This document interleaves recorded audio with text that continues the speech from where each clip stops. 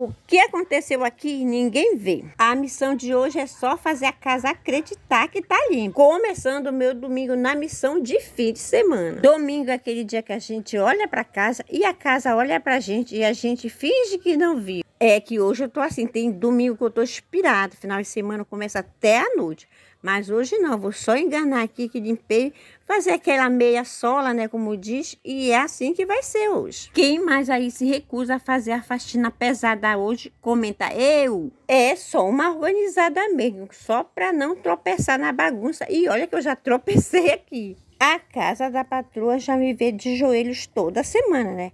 A minha aqui vai me ver hoje é só de longe mesmo. E vamos nos desidratar porque tá muito quente. Se faxina desse lucro, eu já era milionária. Mas hoje é domingo, né, bebê? É só um tapinha de organização e partiu descansar. Vai, segue para mais.